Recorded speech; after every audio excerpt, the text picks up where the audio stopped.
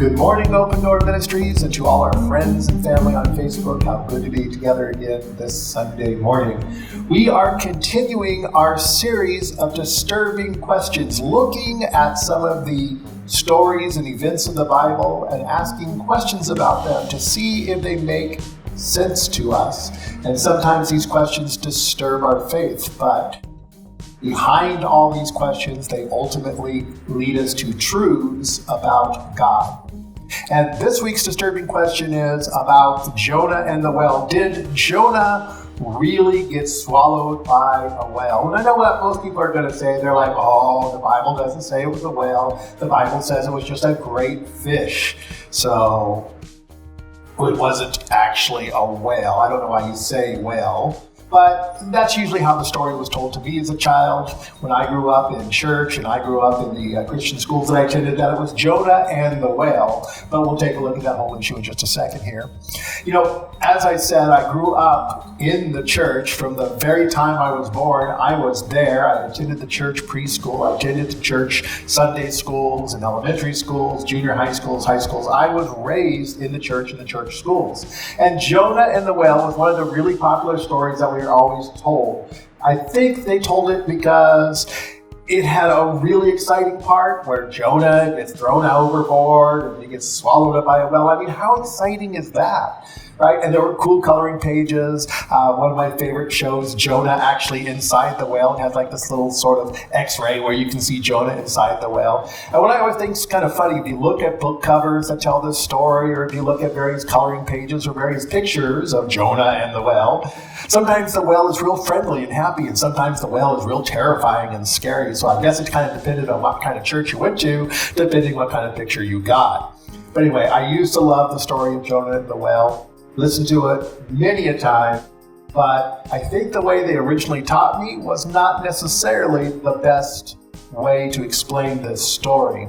Now, this is the way that they taught me the story, that God tells Jonah to go to Nineveh, and Jonah the prophet disobeys God, and instead he takes a ship in the opposite direction.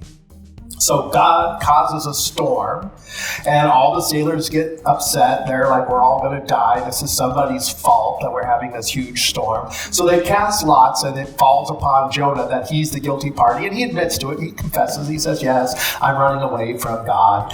And they're like, okay, well, what should we do? And he's like, well, throw me overboard. And so they throw Jonah overboard, and he's swallowed by a whale. And this whale sort of swims him back to Nineveh and vomits him out after 3 days onto the shores of Nineveh. And there he preaches to the Ninevites, and they all repent. And that's usually where they stop the story of Jonah, and then they make their point. And I remember this point many a times as a child. I was told, see, you better obey God, or else he'll send a big whale to swallow you up and vomit you out, right? And so it's like, oh dear, does God keep that whale like hiding around somewhere just in case I decide to go do something he doesn't want me to?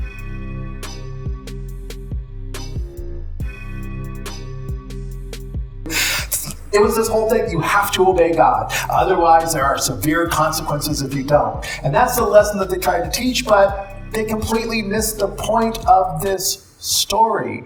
And even worse, as you kind of go through the story and you get a little bit older, you begin to ask certain questions about it. Questions like, well, why didn't Jonah want to go to Nineveh? Now, the answer that I was originally given is that Nineveh was a city of the Assyrians, and the Assyrians were really, really bad people.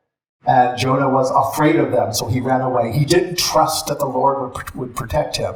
But as you read later in the story, beyond his going to Nineveh, you find out the reason why he didn't want to go. It was literally decades after I first heard the story that I actually found out the reason that he did not want to go to Nineveh. How about this? Can a whale actually swallow a human being? Now, as I said before, some people would be like, well, it doesn't actually say whale. It says that God prepared a great fish. So it could be some kind of specialized fish that God created just for that moment, like a sea serpent or maybe the Loch Ness Monster or something. In fact, I remember that being one of the questions that was asked in Sunday school. One of the kids raised his hand and said, so was it the Loch Ness Monster?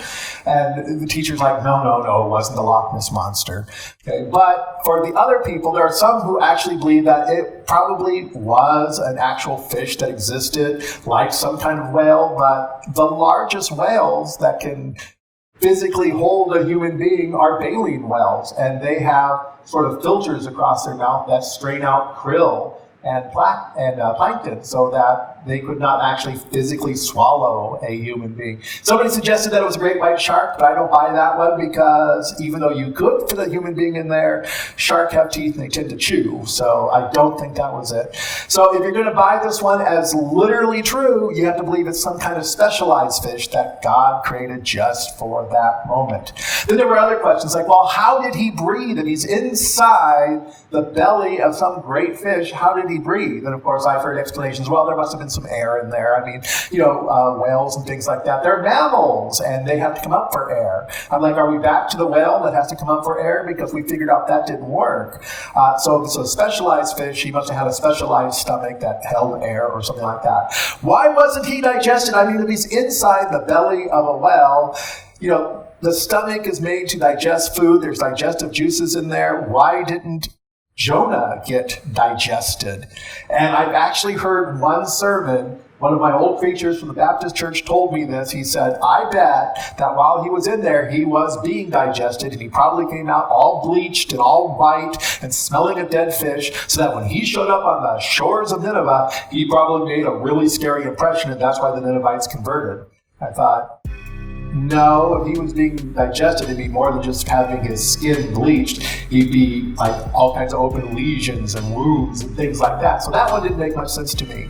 And of course, the real question that gets asked all the time, is this story true? And like many of the other passages that we've looked at over the last several weeks, there is truth within the story, but it is not literally true. In fact, when you look at this story, we can kind of compare this story to what you might find at places like the Babylon Bee or the Onion, and I'll get to that in a minute. Let's talk about why some people think it's so important that this story must be true. If you look at the Institute for Creation Research, they have this quote on their website. First, let me say that the historicity of this account is vital to the Christian. Believing it is not an option, for Jesus Christ himself believed it and made it a model for the doctrine of his resurrection. As it says in Matthew 12:40, for as Jonah was 3 days and nights in the whale's belly, so shall the Son of Man be 3 days and 3 nights in the heart of the earth. Now, there's a lot of misstatements in here. First off, it's not vital that you believe that this is a real, literal, true story. You know what's vital to Christianity? You know what the litmus test of Christianity is? Who do you say Jesus is, and whether or not you are following him? That's what's really vital. And whether or not Jesus actually believed this, there's no indication that he actually did. He quoted this story, but that would be me like quoting something from Aesop's fables or quoting a famous writer. But it doesn't mean that I necessarily believe that talking donkeys and talking animals in Aesop's fables are true, or that some famous writer is necessarily writing something true, like C.S. Lewis. I don't believe Narnia is real, and I know that might shock a few of you, but I don't believe that Narnia is real, but I can still quote from it and use it to illustrate a point. And so Jesus was merely quoting a story to illustrate a point, rather than saying this is a true story. So, unfortunately for the Institution for Creation Research, who are young earth creationists, the story of Jonah the whale does not need to be true. Now, as I alluded to before, this story is more like a story that would appear in The Onion or the Babylon Bee. I love those two websites. They're two of my favorite websites. And I can't tell you how many times I have seen on Facebook or Twitter or some other social media platform, somebody has posted a story that is so outrageous, and they're so upset by it, and they're saying, we need to act right now, because can you believe this is going on? And then you look at the source, and it's The Onion. And The Onion, of course, is a clearly marked and labeled satire site. They create fake news stories to illustrate certain points. It's the same thing with the Babylon Bee, but the Babylon Bee focuses on religious stories. I like the religious story that they printed about a worship leader who got stuck in the bridge of a song and repeated it 700 times before he was finally able to break out. Okay, although there's It's funny because there's a slight ring of truth to that. It didn't actually happen, and it does sort of illustrate a point that maybe we're singing some of these song bridges and choruses a few too many times. Let's rethink about what we're doing there. So both of these are satire sites. They both create stories as satire to make certain points. And that's the way we should think about the story of Jonah. Because when you look at the story of Jonah more closely, you're going to be able to see certain caricatures and the definite satire that appears in it. So let's take a look at Jonah as satire. First off, Jonah, the name Jonah actually means dove. He's supposed to be a symbol of peace and hope. And he is anything but that. He is the complete opposite of that. He is doom and gloom and no hope. So he's this strange caricature of what a prophet should be. He is not a prophet like Elijah who will stand down hundreds of priests of Baal. Instead, he's a prophet who runs away because he doesn't like people. He's anything but a normal prophet of God. He's a caricature.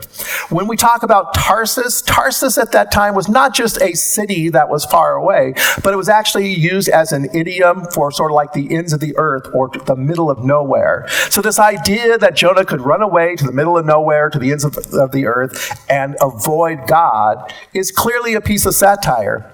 When you look at every other character in the story, even though they're Assyrians and sailors and various other nationalities, they are better people than Jonah, the supposed man of God. And so they become caricatures of themselves. Normally we would think of sailors as untrustworthy and they're these wicked people, but they end up being more godly than he is. When Jonah throws himself overboard or gets himself thrown overboard, it's not because he was trying to save the sailors, it's because he's trying to commit suicide. Just kill me. Many times throughout the story, he's calling out for his own death. I wish I could just die, which is so opposite of all the other prophets of God. Now, one of the big tip-offs that this is a piece of satire is the great fish itself. Now, in Jewish mythology, in Jewish stories, fish are symbols of luck. And so here's this idea that he gets thrown in the sea and that God had prepared a lucky escape for him anyway. And so it's just his luck that he ends up in Nineveh where he's supposed to be. Jonah prays. Now, we don't talk too much about this, but when you look at the prayer that he offers, it's clearly not a prayer of a man of God, as he continues to say, all right, you got me, I have to do this. So you can look at the prayer of Jonah and see the satire in that. But I think probably one of the biggest characteristics in showing that he is a caricature of what a prophet of God is, he gives the worst sermon ever. He does not have the beautiful prose of someone like Isaiah. He certainly doesn't have the lamentations of Jeremiah. You know, all the other books of the prophets of God, they focus on what their message is, the message that they deliver. And we have vision after vision and prophecy after prophecy, and they're beautiful, they're wonderful works of poetry and prose. And Jonah, well, if you look in the Hebrew, it's only 5 words long. And it's the worst sermon ever. He says, 40 more days, and Nineveh will be overthrown. That's it. 40 more days and Nineveh will be overthrown. He doesn't say who's going to overthrow it. He doesn't say why it's going to be overthrown. He doesn't tell them what they need to do. He just goes, hey, 40 days, you're all toast. That's it. Worst sermon ever. How is this guy a prophet of God? I do not understand if he is being motivated by the Holy Spirit. From my experience, the Holy Spirit is slightly more elegant than something like this. And then the final caricature, the Ninevites, the supposedly evil Assyrians who are so terrible and so atrocious, they repent, and they not only repent, they repent in such an outlandish fashion that it's hard to take it seriously, because the king repents and he demands that all the people wear sackcloth and ashes to show their repentance, and the animals too. Can you imagine this? Supposedly people had to go out and put sackcloth and ashes on their cows, maybe make a little sackcloth burlap, outfit for your chicken, throw a little ash on it. Look, we're all in repentance. Okay, we're out there putting sackcloth and ashes on the sheep. The whole animal kingdom had to repent as well. This is caricature. This is funny stuff, people. It's definitely not the stuff that I was taught in Sunday school. This is hilarious stuff. This is meant to be satire because it's making a certain point. And oftentimes we miss that point because we stop the story too early. See, the king repents, the animals are all in sackcloth. Jonah is angry. Jonah, the worst prophet ever, this caricature of a man of God, is angry because God saves the city. See, we never talk about that part in Sunday school. We get him up to the point where he gets thrown up on the beaches of Nineveh, and he preaches, and people repent. Boom, that's it, done. But we have to remember that Jonah is angry because the Ninevites repent. And he wishes he could die. And he goes and he rests under a vine that's providing shade. But then a worm comes and eats the vine. And the vine is a symbol of blessing. And the worm destroys this blessing of shade that Jonah gets. And the vine dies. And Jonah gets upset about the vine dying. And he curses God, and he curses himself, and he wishes he could die because now he doesn't have any shade. This guy is a total drama queen. He's got to be satire. Now, taking a look at the whole story, the worst prophet ever, or is he really sort of a missionary, which is unusual for prophets because all the Old Testament prophets prophesied to Israel itself, and they weren't sent someplace else to preach to them. So maybe this is satire, that he's more missionary than prophet. There's the wise, compassionate sailors who are like, okay, we realize you're at fault. You're the one who caused the storm. God's angry at you, but we're going to try to save you first. And that just doesn't work. The sailors are more compassionate than Jonah is. Jonah gets upset that the Ninevites get saved and they won't be destroyed. He has the luckiest escape in the world. He preaches the worst sermon in the world. He has the most obedient king in the world, in the Assyrian king, who's like, let's all repent, everybody, right? And there's the greatest possible response to this repentance. Everybody, sackcloth and ashes, including your chickens, your goats, your cows, and everything else. This is definitely satire. But here comes the point, and this is the point beyond where he preaches to the Ninevites. This is the point beyond where they repent. And this is where the truth of the story lies.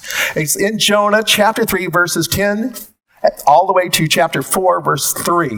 When God saw what they did and how they turned from their evil ways, he relented and did not bring on them the destruction he had threatened. But to Jonah, this seemed very wrong, and he became angry. He prayed to the Lord, isn't this what I said, Lord, when I was still at home, that this is what I tried to forestall by fleeing to Tarsus?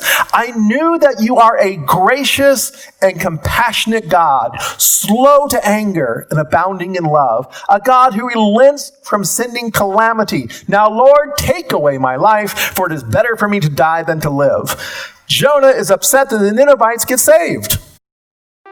He's upset that God shows mercy and compassion, and he wants to die rather than show mercy and compassion. And this is the truth that is now staring us in the face. He didn't run to God because he was afraid of the Assyrians. He didn't run away from God because he was afraid of what would happen to him. He ran away from God because he didn't want those nasty Assyrians to get saved. He has no compassion. He is not a man of God with a heart after God, but he's a person who hates. He's a person who wants revenge. And God shows compassion anyway. And this is the other truth that we can pull out of this, that God loves all of humanity, not only Israel. God does not belong to Israel, but God belongs to all of humanity. And he shows grace, and he shows compassion, and he shows mercy to whomever he chooses. And that he will save any who repents, not just a specialized group. And then it goes on to say, I knew that you are gracious and a compassionate God, slow to anger and abounding in love, a God who relents from sending calamity. This is Jonah's complaint. And this is the truth that we get to hold on to, that God is gracious, that God is compassionate, that God is slow to anger, that he's abounding in love. From this story, we derive a truth about the character and nature of God. that God loves everyone, even the Assyrians. Even the Assyrians, these terrible, terrible people. Now we're faced with certain questions. Because as the story continues, Jonah gets upset that the vine dies. And God asks him a question in Jonah chapter 4, verse 9. This is the question. Is it right for you to be angry about the plant? And how does Jonah respond? Yes, it's right, and I just want to die. What a drama queen. And God asks him a second question. You have been concerned about this plant. Though you did not tend it or make it grow, it sprang up overnight and died overnight.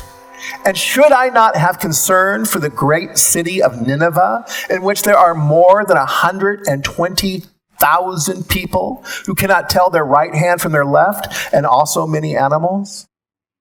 God challenges Jonah at this point. He says, you care more about this stupid vine that just grew up, you didn't have anything to do with it, and then it dies. And the only reason you care about it is because it provided you shade. What kind of heart is that? What kind of compassion do you have? Take a look at this city over here. This is a city full of a whole bunch of ignorant people. They don't know who I am, and they're doing wrong. There are human beings.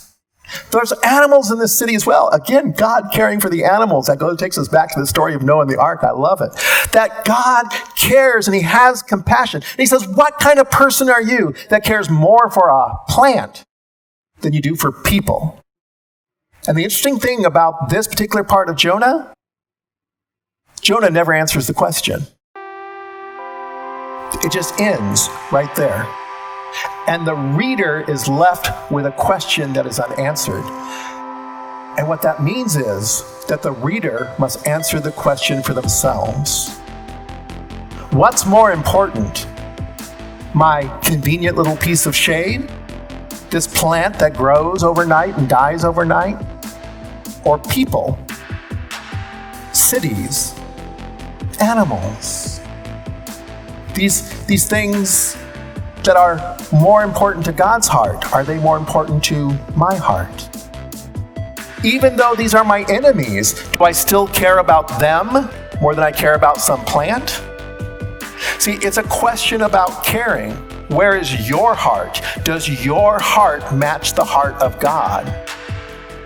Or are you more concerned about just a little piece of shade? I think about that in today's climate. Here we are in the middle of a pandemic, and we have so many people who went out and protested, armed protesters, honestly, armed protesters, who were upset that they had to wear a face mask, that they were being asked to wear a face mask to protect the lives of somebody else, and all they cared about was, well, it's uncomfortable for me. It impinges upon my freedom. What is that? You care more about what? Comfort and a little loss of your tiny bit of convenience of not having to wear a mask over somebody else's life? Well, I don't like those people anyway. I don't like anybody. You're not chasing after God's heart then, and God is calling you out on that. You need to answer the question posed to Jonah. What do you care about? Do you care about people? See, God is calling us to love people. The story of Jonah is not about running away from God and being disobedient. God's going to force you back anyway. And if you don't obey God, there's severe consequences. The story of Jonah is a piece of satire questioning the very heart of every reader. What do you care about? Are you willing to chase after God's heart and practice love or not? So we have to question ourselves. When we ask ourselves, how do we worship God by living this out? How do we live this out in our own lives? It's a matter of self-examination. It's a matter of questioning ourselves. Do I want vengeance on other people? Am I looking at some other group? Oh, those nasty antifas. Oh, those white supremacists. Oh, those libertards. Oh, those MAGA people. Am I looking for vengeance against them? Do I hate them? Do I want bad things to happen to them? Then I am not following after God's heart. Do I want vengeance on other people? Do I have more concern for my own comfort than the lives of other people? I know that, Oh, the year 2020, it seems like a horror movie written by Stephen King. And it's just been a crazy year. And a lot of people are just fatigued and tired. We're tired of being at home. We're tired of the inconvenience. We're tired of having to stand in lines 6 feet apart from people. We're tired of not being able to gather in church. We're tired of it. But those are all matters of convenience. Do I care more about those things than the lives of other people? For I must care about the lives of other people, even people I don't like. In Matthew chapter 5, verses 43 through 45, this is what Jesus taught, and it ties into the story of Jonah very well. You have heard it said, love your neighbor and hate your enemy. But I tell you, love your enemies and pray for those who persecute you, that you may be children of your Father in heaven. He causes his sun to rise on the evil and the good and sends rain on the righteous and the unrighteous. God blesses even those who are evil. God blesses even those who are unrighteous. He doesn't withdraw oxygen from them. He doesn't take away the rain and the sunshine and the sustenance that they receive, because he cares about humanity. And he calls those who want to be his children. He calls those who want to imitate the Father and be like them to be like him in loving their enemies. Oh, it's easy to love your neighbor if you have good neighbors. But it's that neighbor that lets their dog poop on your lawn and park their car in front of your house and have the loud parties at night. Those people, you're like, I'm going to get back at them. But God says, no, love them, pray for them. It's easy for us, especially in this country right now. There are many groups working very hard to divide us, to destroy the unity of this country. And so I have to love my neighbor no matter where he's at, politically, philosophically, religiously. No matter who my neighbor is, I need to love them and pray for them and care about them. And let me be the first to admit, it's hard.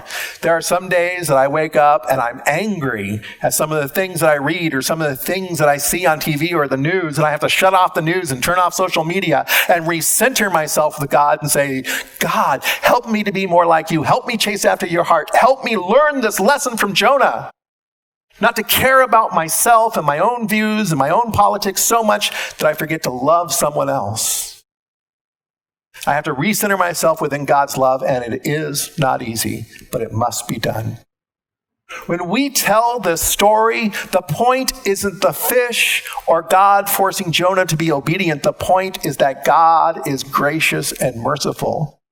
That is the point. That is the truth that we want to derive from the story. It's not that it's literally true. It's not that there was some great big fish. That's just a very irrelevant part of this story. The truth we derive is that God is gracious and merciful. And the point, the truth, is that we need to examine ourselves. Are we like God? Are we imitating his character? You know, I was reading another pastor. He had put up a blog page about this very story, about Jonah being satire. A lot of people who've gone to seminary and they've studied biblical studies and they've looked at the genres of the different books of the Bible, they recognize Jonah as satire. And so he put up this huge blog post explaining all the different parts of Jonah that are satire. And at the end of it, one of his parishioners read his blog, and this is what they wrote. And they wrote it in all caps. So I assume that they were shouting. I won't shout, but I assume that this person was shouting because it was in all caps. Thank you, Pastor, for taking the time to show us we cannot run from God nor say no to God without having severe consequences. And I'm like, you just missed the whole point of the story. He just explained that's not the point of the story. The point of the story is to examine ourselves, and I think you missed that point. This is the stuff I was taught in my fundagelical Sunday school, and you've missed the point entirely. So when we come to the question about, was Jonah really swallowed by a whale? It doesn't matter. That's not the point of the story. Is it literally true? No, it's not literally true. It's a wonderful parable full of funny characters and satire.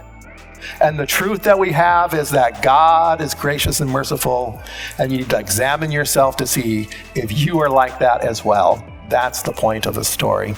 That's a wrap for today. Until next week, may God bless you. Go in peace.